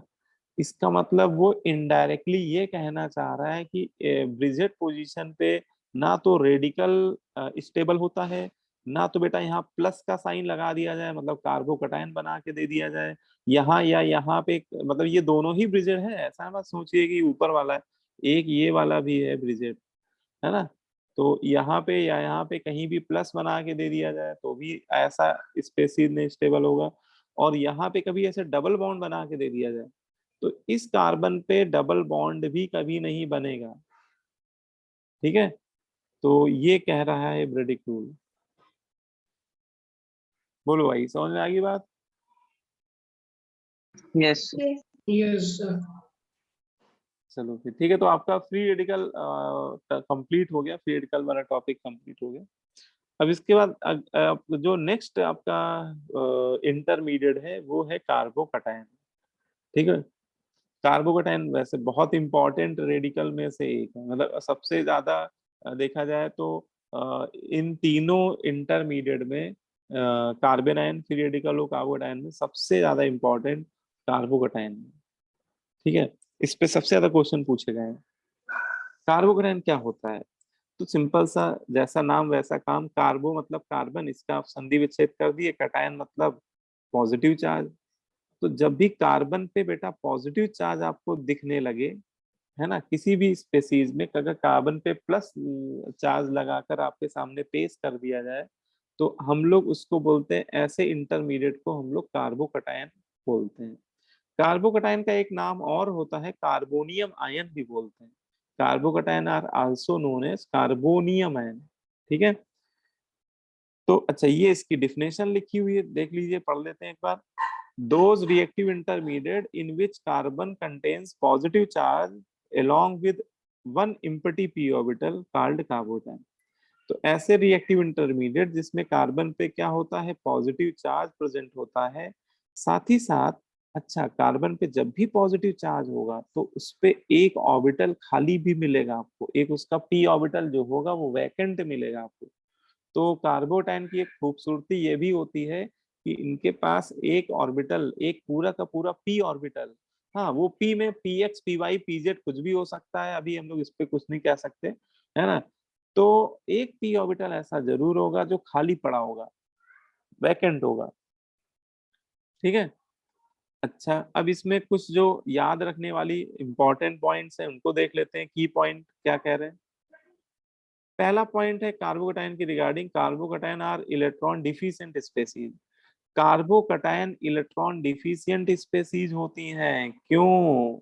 क्यों इलेक्ट्रॉन डिफिशिएंट है? तो देखो भाई, एक ये मेथिल कार्बोकटायन बना के दिखाया है मैंने कि यहाँ पे कार्बन की वैलेंस शेल में 2 2 4 2 6, अगर आप काउंट करेंगे तो आपको 6 इलेक्ट्रॉन ही मिलेंगे। कोई भी कार्बोटायन, दुनिया का कोई भी कार्बोटायन आपको दिख जाए, आप हमेशा देखेंगे कि उसकी वैलेंस शेल में 6 इलेक्ट्रॉन ही होंगे। मतलब इनका ऑक्टेट कंप्लीट नहीं है। 6 इलेक्ट्रॉन का मतलब ही क्या होता है कि ऑक्टेट क्या है इनका, इनकम्प्लीट है।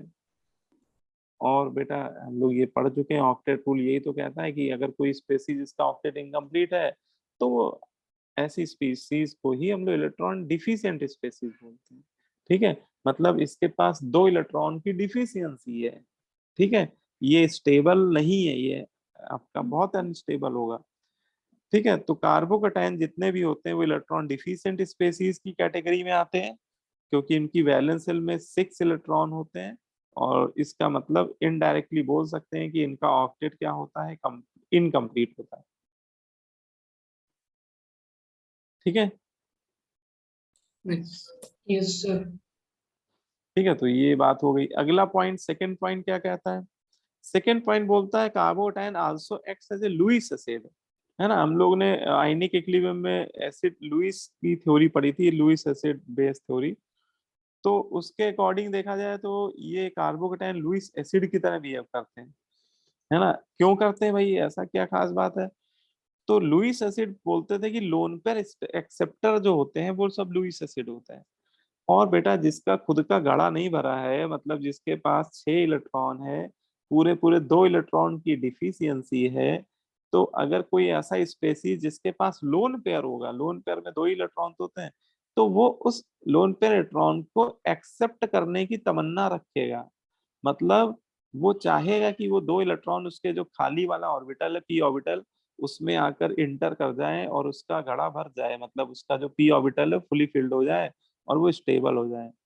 तो ये जितने भी कार्बोटायन हैं इनके मन में यही चलता रहता है, इनके मन में यही चलता रहता है, इनके दिल से कोई पूछो तो इनके मन में यही चलता रहता है कि कोई ऐसा स्पेसीज आए जो उसके वैकेंट पी ऑर्बिटल में 2 इलेक्ट्रॉन डोनेट कर दे और उसका ऑक्टेट क्या कर दे, हरा भरा कर दे, जिससे वो क्या हो जाए, स्टेबल हो जाए। मतलब इलेक्ट्रॉन एक पूरा पूरा पेयर ऑफ इलेक्ट्रॉन एक्सेप्ट करने की घनघोर एक्सेप्टेबिलिटी होती है, पॉसिबिलिटी होती है। इस वजह से ये अच्छे लुईस एसिड की कैटेगरी में आ जाते हैं। तो जितने भी कार्बोटायन होते हैं बहुत अच्छे लुईस एसिड होते हैं। तीसरा पॉइंट है हाइब्रिडाइजेशन की, बात कर लेते हैं। तो इनके लिए फॉर्मूला लगा सकते हैं हम लोग। कोई भी कार्बोटायन देख लीजिए, जैसे ये मेथिल कार्बोटायन देख लीजिए, तो मेथिल कार्बोटायन बेटा आप देखिए 3 सिग्मा बॉन्ड बना रहा है और इसके पास लोन पेयर तो है ही नहीं, 0, तो 3 + 0 टोटल 3। स्टेरिक नंबर 3 आने का मतलब क्या हो गया, हाइब्रिडाइजेशन sp2 हो गया। ठीक है, तो इन जनरल, हाँ इसके आगे देखो इन जनरल भी लिखा हुआ है मैंने, मतलब कोई ना कोई इस एक्सेप्शनल केस आपको आगे मिलेगा भी। लेकिन अगर हम लोग वो गिनती के 2-4 जो एक्सेप्शनल केस उनको गोली मारे, उनको हटाएं, तो इन जनरल मोटा मोटी हम लोग बोल सकते हैं कि in general carbocation sp2 hybridise होते हैं। ठीक है, तो इन जनरल कभी बात हो तो कार्बोकैटायन को हम लोग क्या बोला करेंगे, कार्बोकैटायन पे हाइब्रिडेशन sp2 मानेंगे। ठीक है, और sp2 की जैसे शेप क्या होगी, तो उस कार्बन के सराउंडिंग में प्लेनर ट्राइगोनल टाइप की शेप होगी, मतलब उस कार्बन से अटैच जो तीनों हाइड्रोजन है वो एक ही प्लेन पे लाई कर रहे होंगे। ठीक है, और उसका जो पी ऑर्बिटल है वो परपेंडिकुलर प्लेन पे लाई कर रहा हो। और इसके बॉन्ड एंगल कोई पूछ दे तो बेटा कार्बोटायन के जो बॉन्ड एंगल होते हैं वो 120 डिग्री होते हैं। ठीक है, अगर ये तीनों हाइड्रोजन है ना, तो ये 120 होंगे। हाँ, अब अगर आप यहाँ कोई बल्कि ग्रुप बैठा दो मेथिल एथिल तो थोड़ा सा बॉन्ड एंगल ये बढ़ जाएगा, ये वाला कम हो जाएगा, तब भी वो नियरली 120 ही रहेंगे, है ना। 1 2 3 4 डिग्री बढ़ने घटने में कोई इतना फर्क नहीं पड़ेगा। तो इन जनरल हम लोग बोल देते हैं कि कार्बोटायन हमारा प्लेनर ट्राइगोनल है। और जो सबसे सबसे छोटा कार, कोई पूछे आपसे कि सबसे सबसे स्मॉलेस्ट कार्बोकैटायन कौन सा होता है, उसका नाम बता दीजिए मुझे, तो आप बोल दीजिएगा मेथिल कार्बोकैटायन। सबसे छोटा, सबसे सिंपलेस्ट, सबसे स्मॉलेस्ट कार्बोकैटायन जो होता है ये हमारा है मेथिल कार्बोकैटायन, CH3। इससे छोटा कार्बोकैटायन बन ही नहीं सकता, है ना। एक कार्बन से कम कार्बन, वैसे भी फ्रैक्शनल कार्बन तो कर नहीं सकते हम लोग। ठीक है, तो ये सबसे छोटा कार्बोकैटायन होता है मेथिल कार्बोकैटायन। फिर यहाँ पे एक नोट लिखा हुआ है, ये हमें ये बताना चाह रहा है कि ऐसा कहना भी पूरी तरह सही नहीं है कि all carbocation are sp2 hybridise. अगर कहीं ये स्टेटमेंट दिया हो और पूछ रहा हो कि ये स्टेटमेंट ट्रू है कि फॉल्स है, तो उसको फॉल्स कर दीजिएगा। क्यों, क्योंकि अगर ऐसा केस है, ये एक विनाइलिक कार्बोकैटायन का एग्जांपल लिया हुआ है मैंने, विनाइलिक कार्बोकैटायन। विनाइलिक कार्बोकैटायन में देखिए कार्बन पे पॉजिटिव चार्ज दिख रहा है, और अगर इस पे आप हाइब्रिडाइजेशन निकालेंगे तो वो sp2 नहीं आएगा, वो sp ही आएगा, है ना। तो विनाइलिक कार्बोकैटायन जो होते हैं वो sp हाइब्रिडाइज होते हैं। इन प्लेस ऑफ sp2 उन पे हाइब्रिडेशन क्या देखने को मिलता है, sp, है ना। तो sp कैसे आ रहा है, तो इसके साथ तो एक तो हाइड्रोजन जुड़ा हुआ है, एक डबल बॉन्ड का सिग्मा बॉन्ड। तो बेटा ये कार्बन 2 ही सिग्मा बॉन्ड बना रहा है। लोन पेयर तो कार्बोकैटायन के लिए सपने के बराबर है भाई, उसके पास लोन पेयर कहाँ है, वो तो बेचारा खुद ही भटक रहा है लोन पेयर के लिए, है ना। तो स्टेरिक नंबर 2 मतलब sp, है ना। तो ये भी ध्यान रखना कि अगर कभी डबली बॉन्डेड कार्बन पे पॉजिटिव चार्ज दिखने लगेगा तो फिर वो आपका sp2 नहीं रह जाएगा, वो आपका sp हो जाएगा, लीनियर शेप हो जाएगा। ठीक है, क्लियर होगी बात। Yes, sir. अब इसमें स्टेबिलिटी के रिगार्डिंग बात करते हैं कि कार्बोकैटायन को कितने ऐसे फैक्टर हैं जो उसकी स्टेबिलिटी को अफेक्ट करते हैं। Factor affecting stability of carbocation. तो देखो कार्बोकटायन ही एक ऐसा इंटरमीडिएट है जिसको सारे फैक्टर इफेक्ट करते हैं, मतलब कोई बचता ही नहीं है। जितने भी इलेक्ट्रॉनिक इफेक्ट हम लोग पढ़ के आए हैं जीओसी में, वो सारे के सारे इफेक्ट करते हैं कार्बोकटायन की स्टेबिलिटी को। और एक फैक्टर ऐसा है जो बिल्कुल नया है आपके लिए, ये फैक्टर एक्चुअली कार्बोकटायन को ही इफेक्ट करता है, और ये फैक्टर सबसे डोमिनेंट भी होता है। इसको सबसे मैंने नंबर 1 पे इसीलिए लिखा हुआ है। अच्छा, ये जो मैंने ऑर्डर लिखा है, ये डोमिनेंसी के ऑर्डर पे लिखा हुआ है कि जो फैक्टर जितना ज्यादा डोमिनेंट है वो उतना ही ऊपर लिखा गया है। ठीक है, तो सबसे डोमिनेंट फैक्टर होता है डांसिंग रेजोनेंस। अरे ये क्या है सर, रेजोनेंस तो पढ़ लिया हम लोगों ने, लेकिन सर ये डांसिंग रेजोनेंस क्या है? तो ये एक वेरी वेरी स्पेशल टाइप का रेजोनेंस होता है, लेकिन ये कुछ 2 या 3 एग्जाम्पल ही आप देखने को मिलेंगे। कुछ जनरल टाइप के एग्जाम्पल, कुछ बहुत हाईली स्पेसिफिक एग्जाम्पल होते हैं इसके, जिसमें ये डांसिंग रेजोनेंस होता है। अभी इसको हम लोग पढ़ेंगे अलग से, पूरा एक टॉपिक है ये, है ना। अभी बस पूरा ये ऑर्डर पहले देख लेते हैं। फिर इसके बाद एरोमेटिसिटी, है ना। तो एरोमेटिसिटी तो हम लोग जानते हैं कि वैसे ही बहुत डोमिनेंट होता है, लेकिन जो डांसिंग रेजोनेंस है ना बेटा, ये एरोमेटिसिटी पे भी भारी पड़ता है। ये इलेक्ट्रॉनिक इफेक्ट सब पे भारी है, और ये केवल कार्बोकटायन में ही देखा भी जाता है। इससे पहले इसीलिए आया भी नहीं, देखो कार्बन आयन में नहीं था, है ना। फ्री रेडिकल में भी डांसिंग रेजोनेंस नहीं होता है, ये कार्बोकटायन की स्टेबिलिटी को इफेक्ट करता है। इसके बाद एरोमेटिसिटी, इसके बाद मीजोमेरिक इफेक्ट में प्लस एम वाले बढ़ाएंगे और माइनस एम वाले कम करेंगे, है ना। तो प्लस एम के डायरेक्टली प्रोपोर्शनल, माइनस एम के इनवर्सली। फिर आपका नॉर्मल रेजोनेंस, इसमें नॉर्मल रेजोनेंस में पॉजिटिव पाई कॉन्जुगेशन वाला देखने को मिलेगा, जिसमें जो पॉजिटिव चार्ज होगा वो पाई बॉन्ड के साथ कॉन्जुगेशन में इन्वॉल्व होगा। फिर आपका हाइपर कॉन्जुगेशन, और लास्ट में इंडक्टिव इफेक्ट। इंडक्टिव में प्लस आई वाले कार्बोटाइन की स्टेबिलिटी को बढ़ाते हैं और माइनस आई वाले कम करते हैं। ठीक है, इसको आप ऐसे समझ लो कि कार्बन के पास 6 इलेक्ट्रॉन है, तो अगर कोई इलेक्ट्रॉन देने वाला बैठ गया तो उसका ऑक्टेट क्या करेगा, उसका इलेक्ट्रॉन डेंसिटी बढ़ाएगा, तो उसका ऑक्टेट कंप्लीशन की ओर जाएगा। लेकिन माइनस आई वाला तो वैसे ही उसकी दुनिया लूटी हुई है, और लूट लोगे तो और अनस्टेबल हो जाएगा। मतलब माइनस आई वाले तो और उसको डिस्टेबलाइज कर देंगे। ठीक है, तो टोटल आपके Yes. 5, टोटल देखें तो ये मेन 6 फैक्टर होते हैं, और सारे फैक्टर देखा जाए तो कोई फैक्टर छूटा नहीं है। सारे फैक्टर कार्बोकटायन की स्टेबिलिटी को अफेक्ट करते हैं। ठीक है, अच्छा अब जैसे कुछ बेसिक एग्जांपल कर लेते हैं। जैसे इसमें कह रहा था मोस्ट अनस्टेबल कार्बोकटायन, सबसे अनस्टेबल कार्बोकटायन कौन सा है? तो देखो आपको बस ये देखना है कि कौन से कार्बोकटायन को कौन सा फैक्टर स्टेबलाइज कर रहा है। जैसे इसमें देखा जाए तो इसमें यार मेथिल के अल्फा हाइड्रोजन जो होंगे वो हाइपर कॉन्जुगेशन बना रहे होंगे, है ना, हाइपर कॉन्जुगेटेड स्ट्रक्चर। तो इसके बेटा 3 हाइपर कॉन्जुगेटेड स्ट्रक्चर बन रहे होंगे, उसी की वजह से ये स्टेबलाइज हो रहा होगा। इसमें जो डोमिनेंट इलेक्ट्रॉनिक इफेक्ट है वो हाइपर कॉन्जुगेशन है। सबका डोमिनेंट वाला देखना है ना, कि जिसमें जो फैक्टर डोमिनेंट वही वाला देखना। अब इसमें देखो पॉजिटिव चार्ज के पड़ोस वाले कार्बन पे अल्फा कार्बन पे 2 हाइड्रोजन, तो इसके 2 हाइपर कॉन्जुगेटेड स्ट्रक्चर बन रहे होंगे। और थोड़ा सा क्लोरीन का लग रहा होगा माइनस आई इफेक्ट। अच्छा, माइनस आई वाले तो क्या करते हैं, वैसे भी लूटे हुए और लूट लेते हैं, मतलब पॉजिटिव चार्ज डेंसिटी और बढ़ा देंगे, मतलब ये और सिग्मा इलेक्ट्रॉन खींच लेंगे ना, पॉजिटिव डेंसिटी बढ़ जाएगी। तो ये डिस्टेबलाइज कर रहे हैं एक तरह से। हाँ, हाइपर कॉन्जुगेशन से थोड़ा स्टेबलाइज हो रहा है, और माइनस आई से डिस्टेबलाइज।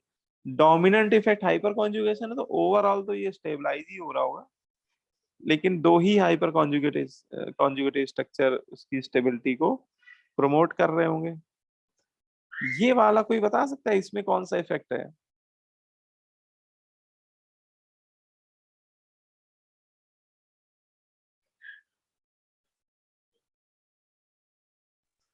Minus. Minus M. हाँ, ये वाला जो है ये माइनस है।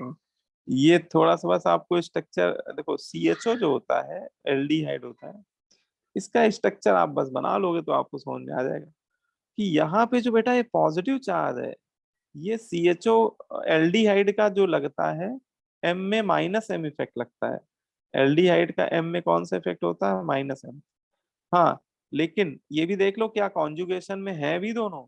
तो हाँ, ये डबल बॉन्ड और पाई पॉजिटिव चार्ज कॉन्जुगेशन में, तो पूरा का पूरा ये जो एल्डिहाइड ग्रुप है वो -M इफेक्ट लगा रहा होगा, और -M वाला तो बहुत ज्यादा डिस्टेबलाइज कर रहा होगा, है ना। ये तो अल्टीमेटली डिस्टेबलाइज ही हो रहा है। ये तो खतरनाक -M इफेक्ट से सबसे ज्यादा डिस्टेबलाइज तो मुझे यही लग रहा है। और जो ये लास्ट वाला है इसमें, हाँ एक चीज ये ध्यान रखना, कभी भी कार्बोकैटायन के पड़ोस वाले एटम पे लोन पेयर हो, कार्बोकैटायन पे, ये एक आपको मैं बताता हूँ, ये बड़ा स्पेशल केस होता है, और जेई इसके हाथ धो के पीछे पड़ चुका है। मतलब वो इस पे लगातार 3 बार क्वेश्चन पूछ चुका है, केवल इसी टाइप के कार्बोकैटायन पे। वो क्या करता है, कार्बोकैटायन के पड़ोस वाले एटम पे बैठाल देता है कोई ऐसा एटम जिसके पास लोन पेयर हो, जैसे ऑक्सीजन बैठाल देगा, या फिर नाइट्रोजन बैठाल सकता है, कोई भी हेट्रो एटम बैठाल देगा, है ना, या फिर फ्लोरीन बैठाल सकता है, हेलोजन में सभी के पास लोन पेयर होता है। तो बेटा इसमें क्या होता है, ये कार्बोकैटायन इनके लोन पेयर की वजह से स्टेबलाइज हो जाते हैं, और लोन पेयर जब रेजोनेंस में इन्वॉल्व होता है तो उसे हम लोग क्या बोलते हैं, +M इफेक्ट, है ना। यस और सर। आपको ये भी क्लियर होना चाहिए कि ये स्टेबलाइज क्यों कर रहा है, क्योंकि देखो जैसे ही ये पाई बॉन्ड लोन पेयर कूद रहा होगा, है ना, तो कार्बन का ऑक्टेट देखो कंप्लीट हो जा रहा होगा, इसका दूसरा वाला मतलब जो सेकेंड रेजोनेटिंग स्ट्रक्चर है वो आप बनाएंगे, तो आपको समझ में आएगा अच्छा क्यों स्टेबल हो रहा है। देखो जैसे ही ये लोन पेयर यहाँ जंप मार रहा है, इस कार्बन का ऑक्टेट ही क्या हो गया कंप्लीट, जिसके लिए ये तड़प रहा था बेचारा, 2 इलेक्ट्रॉन, इसका ऑक्टेट नहीं कंप्लीट था ना कार्बन का। अरे सेकेंड स्ट्रक्चर में क्या हो गया, ऑक्टेट कंप्लीट हो गया, पूरे 8 इलेक्ट्रॉन हो गए, मतलब बहुत स्टेबल हो गया। तो इसका मतलब जो +M इफेक्ट होता है वो हमेशा स्टेबिलिटी बढ़ाता है कार्बोटाइन। और ये जो एग्जाम्पल है लास्ट वाला, इसमें यही पे यही हो रहा है, यहाँ पे ऑक्सीजन का +M इफेक्ट जो है वो इस कार्बोकैटायन का ऑक्टेट सदा सदा के लिए कंप्लीट कर रहा है, मतलब ये बहुत स्टेबल है। अच्छा, उसने मोस्ट स्टेबल पूछा है कि अनस्टेबल पूछा है? अनस्टेबल पूछ रहा है भाई, है ना, तो बताओ अनस्टेबल कौन सा है इसमें सबसे मोस्ट अनस्टेबल? C. सी हाँ, सी हो जाएगा, बहुत बढ़िया। अच्छा, कोई मुझे बता सकता है कि इनमें ऑर्डर, अगर मान लो ऑर्डर पूछ देता तो ऑर्डर क्या लिखते स्टेबिलिटी का? DBAC। BC. हाँ, डी सबसे स्टेबल हो जाता है, सेकंड नंबर में A. A। ए ए। बहुत बढ़िया, फिर बी, और बी फिर सी सी। ठीक है, ये आंसर हो जाता है। तो ये वाला आप लोग खुद ही बता सकते हो, द मोस्ट स्टेबल कार्बोटाइन इन चारों में सबसे ज्यादा स्टेबल कौन सा है? B। B. बी वाला क्यों? Resonance. Aromatic। हाँ, ये कार्बोटाइन देखो तो ये पॉजिटिव पॉजिटिव चार्ज जब रिंग में घूमेगा तो रिंग हमारी एरोमेटाइज हो जाएगी, है ना, इसमें पूरे पूरे 6 पाई इलेक्ट्रॉन घूमना शुरू हो जाएंगे, तो ये रिंग एरोमेटिसिटी गेन कर लेगी। तो ऐसा कार्बोकैटायन किसी भी साइक्लिक कंपाउंड में आपको देखने को मिले जिसमें पॉजिटिव चार्ज के डीलोकलाइज होने की वजह से रिंग में एरोमेटिसिटी आ रही हो, तो ऐसे कार्बोटाइन को एरोमेटिक कार्बोटाइन बोलते हैं। और ये तो बहुत स्टेबल होगा, और इसके अलावा कोई एरोमेटिक है भी नहीं इसमें, है ना, तो एरोमेटिक इफेक्ट वैसे ही डांसिंग रेजोनेंस के बाद एरोमेटिक ही आता है। ठीक है, तो ये हो जाएगा। अब एक ये ओवरऑल ऑर्डर है कार्बोकैटायन की स्टेबिलिटी का, ये ओवरऑल ऑर्डर लिखा हुआ है। अच्छा, कार्बोकैटायन की स्टेबिलिटी का ऑर्डर थोड़ा सा रेगुलर ऑर्डर नहीं है, थोड़ा सा इरेगुलर टाइप का ऑर्डर है। अभी तक जो ऑर्डर आपने पढ़े थे कार्बोकैटायन और कार्बेनायन और फ्री रेडिकल में, उनका ऑर्डर थोड़ा सा रेगुलर टाइप का था, लॉजिकल टाइप का था। यहाँ पे थोड़ा सा आपको एक दो जगह ऐसा दिखेगा कि ऑर्डर इरेगुलर सा लगेगा, लेकिन फिर भी एक बार देख लेते हैं ये एक्सपेरिमेंटल ऑर्डर जो है। इसमें ये वाला कार्बोकैटायन जो आप देख रहे हो ना, और ये वाला, ये तीन कार्बोकैटायन ऐसे हैं जो डांसिंग रेजोनेंस से स्टेबलाइज है। ये तीन कार्बोकैटायन जो है, अभी मैं बता रहा था ना, जो डांसिंग रेजोनेंस से स्टेबलाइज है ना। अच्छा, डांसिंग रेजोनेंस क्या होता है उसको तो चलो अगली क्लास में हम लोग पढ़ेंगे डिटेल में। अभी मैं आपको पहचानना बता देता हूँ।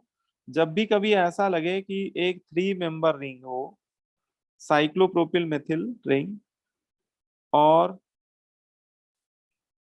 है ना, ये मैं लिख देता हूँ चलो, carbocation stabilise by dancing resonance.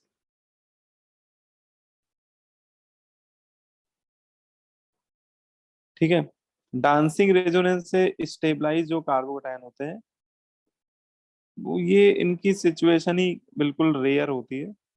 देखो, कभी भी आपको 3 मेंबर रिंग दिख जाए, 3 मेंबर रिंग, साइक्लोप्रोपेन वाली रिंग है ना, और उससे डायरेक्टली बॉन्डेड कोई कार्बन हो, और उस कार्बन पे प्लस साइन लगाओ, मतलब वहां पे कार्बोकैटायन बना के दे दिया जाए, तो ऐसा कार्बोकैटायन जो होता है वो डांसिंग रेजोनेंस से स्टेबलाइज हो जाता है। बहुत स्टेबल होता है, एक्स्ट्राऑर्डिनरी स्टेबल होता है। आप ऐसे ही समझ सकते हैं कि एरोमेटिक से भी ज्यादा स्टेबल हो जाता है ना। लेकिन अगर ऐसी एक रिंग और जोड़ दें यहाँ पे, जैसे ये हाइड्रोजन है, हाइड्रोजन हटा के एक 3 मेंबर रिंग और जोड़ दें, तो वो इससे भी ज्यादा स्टेबल हो जाएगा। उसमें डांसिंग रेजोनेंस और ज्यादा रैपिडली होता है। उसमें जितना थ्री थ्री मेंबर रिंग का नंबर बढ़ाते जाएंगे, उतना ज्यादा डांसिंग रेजोनेंस फास्ट होता है। अच्छा, एक और पॉसिबिलिटी है कि भैया जो एक हाइड्रोजन बचा हुआ है उसको भी हटा दो, और वहां भी क्या लगा दो, 3 मेंबर रिंग, तो ये बेटा सबसे ज्यादा स्टेबल, मोस्ट स्टेबल कार्बोटाइन बन जाएगा। और ये तीनों कार्बोटाइन जो है, ये डांसिंग रेजोनेंस से स्टेबलाइज होते हैं। ठीक है, अभी मैं अगली क्लास में ये पूरा बताऊंगा कि डांसिंग रेजोनेंस कैसे होता है, क्या होता है। अभी बस आपको ये बस पहचानना आना चाहिए कि ये मुन्ना भाई कहीं दिख जाए ऐसे कार्बोटाइन, तो ये डांसिंग रेजोनेंस से स्टेबलाइज होते हैं। और इसमें स्टेबिलिटी ऑर्डर में ये वाला जिसमें तीन आपकी 3 मेंबर रिंग है, ये सबसे ज्यादा स्टेबल है। उसके बाद दो जिसमें 3 मेंबर रिंग से कनेक्टेड है, फिर ये वाला स्टेबल है। हाँ, एक जिसमें केवल एक 3 मेंबर रिंग है, वो काफी पीछे है ऑर्डर में, है ना। ये वाला only one single 3 member ring वाला जो है, डांसिंग डांसिंग रेजोनेंस से ये भी स्टेबलाइज है, लेकिन ये काफी पीछे है। ठीक है, तो शुरुआत में ये दोनों सबसे ज्यादा, फिर आपका ये एरोमेटिक, इसको ट्रोपोलियम कटायन बोलते हैं, ये वाला है एरोमेटिक, और फिर ये वाला भी एरोमेटिक ही है, दोनों ये एरोमेटिक है, तो फिर ये दोनों आ जाते हैं। अच्छा, इसकी स्टेबिलिटी इससे ज्यादा इसलिए है क्योंकि इसके नंबर ऑफ रेजोनेटिक स्ट्रक्चर ज्यादा बन रहे होंगे, है ना, इसलिए ये थोड़ा सा इससे ज्यादा स्टेबल है। फिर आपका प्लस एम इफेक्ट से स्टेबलाइज कार्बन, कार्बोटाइन के पड़ोस में NH2 बैठा हो, कार्बोटाइन के पड़ोस में OH बैठा हो, तो वो NH2 के लोन पेयर से स्टेबलाइज होगा प्लस एम इफेक्ट से, और यहाँ पे OH के लोन पेयर से। अब इन दोनों में झगड़ा हो गया भाई, इन दोनों में कौन ज्यादा स्टेबलाइज होगा, तो आपको देखना होगा कि किसका एम इफेक्ट ज्यादा है। तो NH2 का एम इफेक्ट, ये एम इफेक्ट वाला ऑर्डर आपको पता होना चाहिए, NH2 का एम इफेक्ट OH के एम इफेक्ट से ज्यादा होता है ना। याद आ रहा है? Yes, sir. Yes. या फिर कभी भूल जाओ तो इसको इलेक्ट्रोनिगेटिविटी से आप रिकॉल कर लेना। देखो, जिसकी इलेक्ट्रोनिक कम होगी ना, वो आसानी से लोन पेयर अपना दे देगा रेजोनेंस में।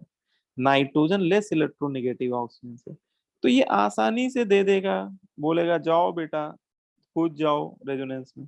ये इतनी आसानी से देगा नहीं है, मतलब ये रिलीज नहीं करेगा अपने इलेक्ट्रॉन। तो वही बात है, जो आसानी से इलेक्ट्रॉन दे देगा रेजोनेंस में तो वो ज्यादा स्टेबल है। ठीक है, तो ऐसे समझ सकते हो भाई। फिर इसमें ये आपका ये नॉर्मल रेजोनेंस ट्राइफेनिल वाला केस, ट्राइफेनिल मेथिल कार्बोडाइन, फिर डाइफेनिल मेथिल कार्बोडाइन। ठीक है, फिर ये आपका डांसिंग रेजोनेंस, इसको हम लोग शॉर्ट में सीपीएम भी बोलते हैं। सीपीएम इसका आईयूपीएसी नाम है, साइक्लो प्रोपिल मेथिल कार्बोटाइन। इसका देखो मैं लिख देता हूँ नीचे, इसका नाम भी लिख देता हूँ। ये जिसमें केवल एक ही 3 मेंबर ही है, इसको शॉर्ट में सीपीएम कार्बोटाइन बोलते हैं। सीपीएम मतलब साइक्लो प्रोपिल मेथिल कार्बोकटायन। जैसे आप लोग इंजीनियरिंग की तैयारी करने के लिए पीसीएम बोलते हैं ना, पीसीएम की पढ़ाई करनी है, पीस है ना, इंजीनियरिंग की तैयारी जेई मेंस जे एडवांस के पेपर देना है, तो उस बच्चे को ये 3 सब्जेक्ट अच्छे तैयार करने होते हैं, मतलब 3 सब्जेक्ट पे बेस्ड पेपर होता है, फिजिक्स केमिस्ट्री मैथ, है ना। लेकिन केमिस्ट्री का वेटेज भैया सबसे ज्यादा होता है, ये ध्यान रखना, जिसकी केमिस्ट्री अच्छी होती है वो अल्टीमेटली फोड़ देता है पेपर। भले ही एक सब्जेक्ट कोई मैथ फिजिक्स में अगर कमजोर भी है तो भी केमिस्ट्री बचा लेती है इज्जत। तो केमिस्ट्री को आगे कर देना है, केमिस्ट्री फिजिक्स मैथ सीपीएम, ऐसे याद कर लो। इसका नाम है सीपीएम कार्बोटाइन। सीपीएम कार्बोटाइन ये बैठा हुआ है, सीपीएम वाला डाइबेंजाइलिक से पीछे बैठा हुआ है। फिर आपका 3 डिग्री कार्बोटाइन। अच्छा, यहाँ पे एक बड़ी ये विडंबना की बात है, और ये सबको याद भी रखना है कि जो 3 डिग्री वाला कार्बोकटायन होता है ये एलाइलिक कार्बोकटायन से मोर स्टेबल होता है। ठीक है, यहाँ तक कि बेंजाइलिक से भी मोर स्टेबल है। बेंजाइलिक एलाइलिक में तो लगभग अप्रोक्सीमेट बराबर वाला केस भी बोल दिया जाता है, लेकिन ध्यान रखना कि 3 डिग्री वाला एलाइलिक से ज्यादा स्टेबल है ना। यहाँ पे आपको ऐसा लगेगा कि हाइपर कॉन्जू, कोई पूछेगा ऐसा क्यों हो गया, यहाँ पे हाइपर कॉन्जुगेट स्ट्रक्चर्स जो होते हैं उनके रिस्पेक्ट में स्टेबिलिटी ज्यादा बढ़ जाती है 3 डिग्री में, और एलाइलिक में 2 ही बन रहे होंगे रेजोनेटिंग स्ट्रक्चर। तो यहाँ पे कार्बोटाइन के केस में 3 डिग्री अगर कार्बोटाइन आपको दिख जाए और एलाइलिक दिख जाए तो बेटा 3 डिग्री को मोर स्टेबल बोलिएगा, है ना। यहाँ पे हाइपर कॉन्जुगेशन की वजह से जो 3 डिग्री वाला जो है कार्बोटाइन वो रेजोनेंस स्टेबलाइज वाले से भी ज्यादा स्टेबल है। तो यहाँ पे ये ऑर्डर थोड़ा सा इरेगुलर है, इसीलिए इसको इरेगुलर बोलते हैं। ठीक है, वैसे ये वाला पॉइंट रट्टा ही लगाना होता है, ये आप लोग रट्टा लगा लीजिएगा, नहीं तो गड़बड़ होने के पूरे चांस रहते हैं। उसके बाद आपका 2 डिग्री, फिर 1 डिग्री, फिर कोई समस्या नहीं है, फिर आपका मेथिल है, फिर आपका विनाइलिक है, फिर फेनिल है, फिर एसिटिलीन है। ठीक है ना। विनाइलिक पे कार्बन डबली बॉन्डेड है तो sp2 हाइब्रिडाइज होगा, ये sp। तो s कैरेक्टर क्या हो रहा है, s कैरेक्टर बढ़ रहा है, s कैरेक्टर बढ़ रहा है तो इलेक्ट्रोनिगेटिविटी क्या हो रही है, बढ़ रही है। और ज्यादा इलेक्ट्रोनिगेटिव पे और पॉजिटिव चार्ज क्या होता है, लेस स्टेबल होता है ना। इसीलिए वो डबली बॉन्डेड वाला जो है ना वो सिंगली बॉन्डेड वाले से भी कम स्टेबल है, और ट्रिपली बॉन्डेड वाला देखो तो और कम स्टेबल है। सब वो तो वो ये तो सबसे लीस्ट स्टेबल कार्बोटाइन है। ठीक है, तो ये ऑर्डर थोड़ा सा एक्सपेरिमेंटल है, और लेकिन अभी इस ऑर्डर को आप 2-3 बार देखिएगा जरूर, है ना। और क्वेश्चन करते समय भी ऑर्डर बार बार आपको देखते रहना है ना, देखोगे तो आपको याद भी हो जाएगा अच्छे से। ठीक है, ये Yes. एक वर्कशीट है, ये मैं आपको अभी शेयर कर दूंगा इसी के साथ में नोट्स में, है ना। तो ये क्वेश्चन कर लीजिएगा आप लोग। डांसिंग रेजोनेंस अगली क्लास में ही करा देते हैं, चलो ठीक है। Dancing Yes. Resonance, Yes, sir. Yes. ठीक है। एक क्लास और लगेगी, आपका चैप्टर कंप्लीट ही होने वाला है, नेक्स्ट क्लास में आपका जीओसी कंप्लीट हो जाएगा। ठीक है। तब तक आप लोग क्वेश्चन लगाना स्टार्ट कर दिए रेजोनेंस की सीट से।